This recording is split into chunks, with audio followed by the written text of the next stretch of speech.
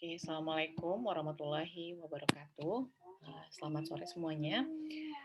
Kali ini kita akan masuk ke materi berikutnya, yaitu di chapter 5 tentang consolidation of less than wholly owned subsidiaries acquire at more than book value. Jadi di sini nanti itu adalah konsolidasi yang dilakukan oleh dua perusahaan, di mana perusahaan induk meng-acquire saham dari perusahaan anak itu kurang dari 100%, ya. Baiklah, kita akan mulai. Jadi pertama yang perlu diperhatikan adalah kita mulai dulu ya. Jadi konsolidasi proses ini sebenarnya lebih kurang sama dengan proses yang teman-teman sudah pelajari juga dalam chapter 4, yaitu tentang wholly owned subsidiary dengan differential.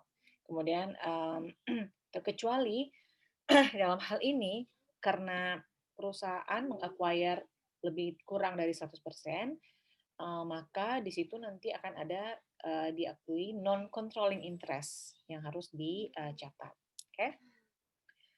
Nah, seperti yang teman-teman juga sudah bisa lihat di bukunya, itu ada Kisco acquire a controlling interest in Nova. Jadi contohnya misalnya perusahaan Kisco ini dia meng-acquire cuma 80% dari Nova System untuk mendapatkan misalnya advantage dalam data center atau mungkin teknologi dari Nova ini gitu kan.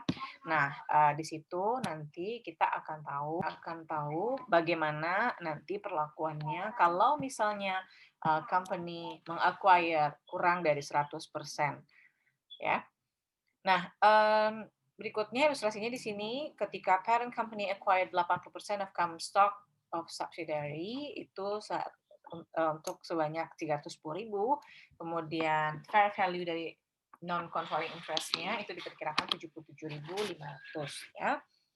Nah, the ownership situation can be viewed as follow. Jadi ini adalah total fair value, nih yang di pertama ini fair value dari parent consideration dan fair value oleh ada non-controlling interest, itu in total adalah 387.500. Dapatnya dari mana? Dari 310 ditambah dengan 77.500, ya. Kemudian di situ juga diketahui book value dari net asset subsidiary-nya itu common stock-nya 200.000, kemudian return earning-nya 100.000, ya, sehingga total dari subsidiary net asset-nya, book value-nya itu adalah 300.000. Nah, tentunya di sini ada perbedaan kan sebesar 87.500 gitu. Nah, ini difference-nya antara fair value dan book value. Oke. Kemudian kita masuk ke sini. Nah, ketika pada saat mengakuisisi, maka perusahaan induk atau parent company itu mencatat bahwa dia meng-acquire saham dari anak itu sebesar berapa tadi? 310.000. Nah, berarti itu adalah investment-nya di subsidiary sebesar 310.000. Oke, jadi dia ini adalah record pada saat dia membeli subsidiary stock. Oke.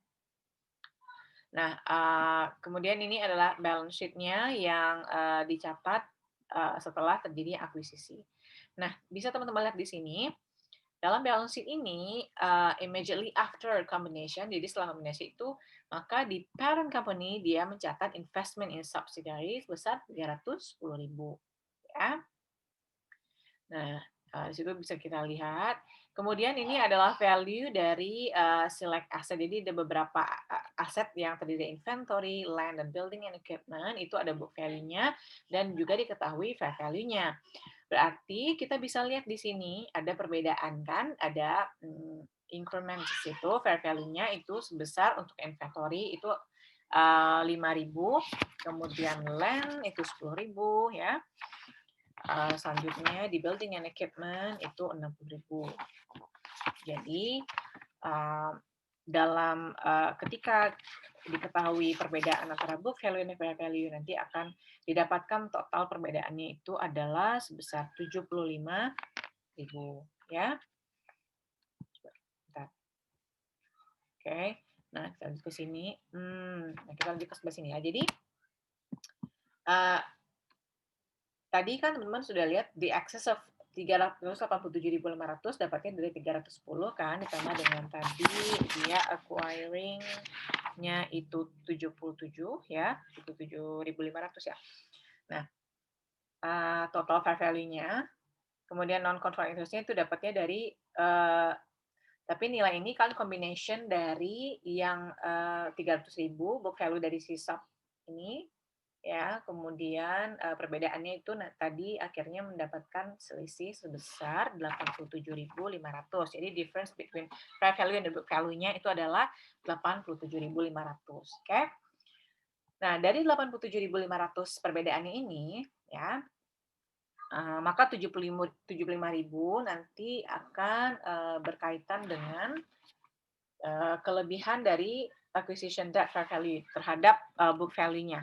Oke, jadi 75.000 itu berarti kan selisih yang didapat dari apa tadi? Kan si di sini ya, di sini. Jadi di sini perbedaannya kan berarti kan untuk yang fair value perbedaan ini ada 75.000 in total. Nah, ada sisanya sebesar 12.500. Maka sisanya ini nanti di-assign ke goodwill, gitu kan? Nah, berarti remaining. Kemudian because parents dia cuma meng-acquire 80% nih. Nah, karena dia cuma meng-acquire 80%, maka diferensialnya itu nanti teman-teman akan lihat di sini ya. Jadi nah, karena si parents ini dia cuma meng-acquire atau meng-acquire only 80%, maka diferensialnya juga nanti bebannya akan dikali 80%. Jadi tadi kan 87.500 ya perbedaannya dikali 80%, kemudian juga begitu dengan goodwill, dan selanjutnya ke book value dari subsidiary net asset-nya. Jadi kan di sini special food ya. Nah, ini adalah ilustrasinya. Jadi teman-teman bisa lihat tadi di sini yang kita gambarkan ya sama-sama yang tadi. Nah, kemudian yang perlu kita ketahui juga, hal yang selanjutnya kita lakukan adalah elimination. Jadi yang menjadi basic dalam mengidentifikasi elimination entry ini nantinya adalah kita harus tahu dulu the book value component, ya, yang sudah dibagi antara perusahaan induk dan juga non-controlling interest-nya. Nah, teman-teman bisa lihat di sini, yang di sebelah kanan ini, yang common stock dan return earning, itu adalah subsidiary book value, ya kan? Tadi ada common stock dan return earning 200.000 dan 100.000. Masih ingat kan yang 300.000 sebelumnya? Nah, di sebelah kirinya itu adalah dibagi sesuai dengan proporsi atau ownership kepemilikan saham si induk. Jadi kan tadi dia 80% kan, berarti tinggal dikali 80%, kemudian selebihnya itu nanti akan diakui sebagai non-controlling interest. Oke, untuk non-controlling shareholder yang lain ini. Ya, karena kan ada 20%-nya nanti yang dimiliki oleh shareholder lain. Nah, jadi di sini ya, the book value component-nya, di sini kalkulasinya. Kemudian setelah kita mendapatkan analisis dari book value calculation ini, teman-teman bisa nanti menggunakan informasi ini untuk mencatat elimination. Jadi ini adalah basic untuk bisa membuat eliminasi entry ya. Berarti apa saja yang perlu dieliminasi? Itu pertama yaitu equity yang common stock dan return earning, kan? Selanjutnya adalah parent share subsidiary of net asset dan non-controlling interest yang tadi sudah kita dapatkan sebelumnya. Oke. Nah, kemudian ada lagi yang perlu kita lihat yaitu kita harus mereklasifikasi. Jadi mereklasifikasi adanya misalnya differential atau excess value antar aset seperti inventory, land, building, dan automatic depreciation, dan juga goodwill. Ya.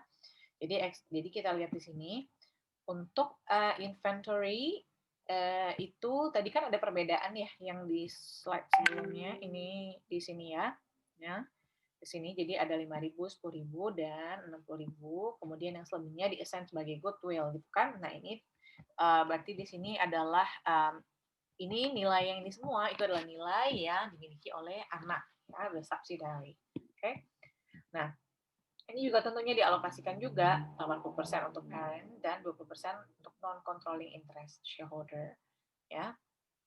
Jadi differentialnya bisa dialokasikan antara induk dan juga non-controlling interest seperti ini di layar ya.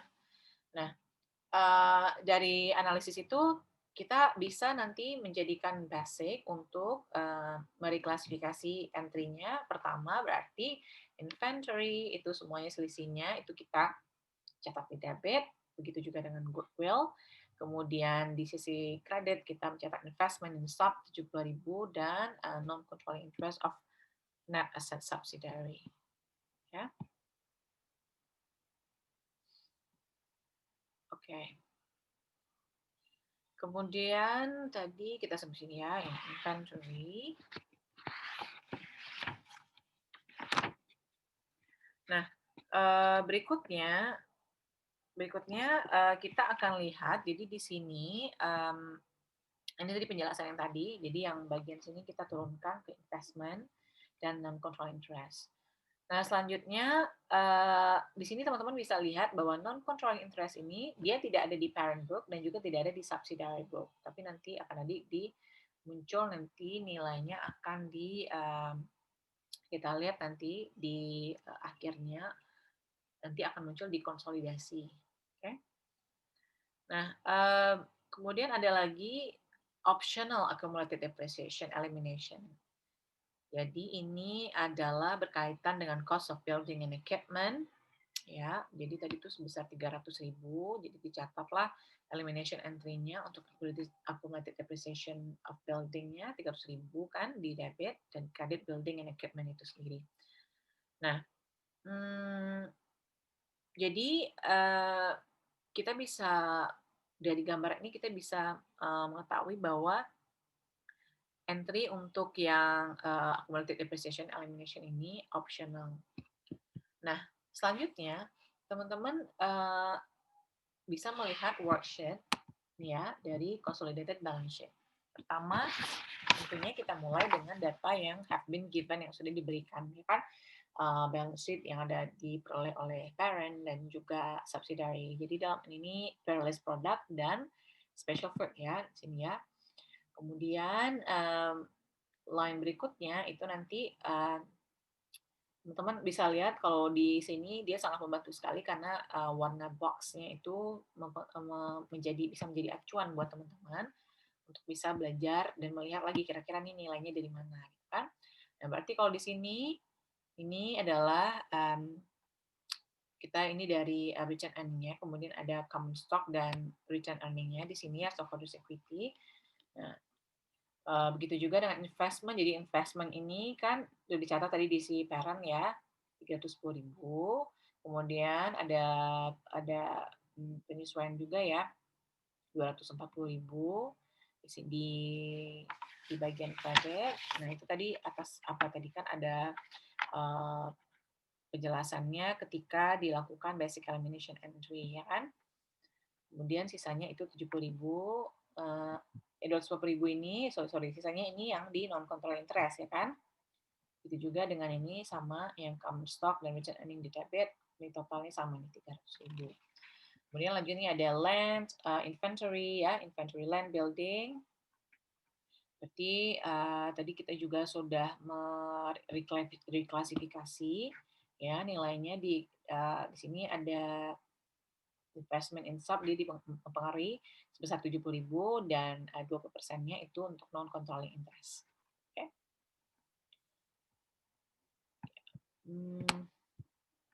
Nah, ini tadi yang saya bilang ya, inventory, land, and the other. Nah, nanti di akhirnya teman-teman bisa lihat bahwa non-controlling interest ini tidak muncul di parent company dan juga subsidiary company, tapi nanti akan muncul di consolidated. Oke? Jadi ini adalah bahasan untuk konsolidasi less than wholly owned, jadi kurang dari tidak sepenuhnya begitu mengacquire subsidiary pada saat terjadinya bisnis kombinasi. Jadi ini bisa dibilang at the date of it, business combination. Oke, silahkan dilanjutkan ke bagian berikutnya. Terima kasih. Assalamualaikum warahmatullahi wabarakatuh.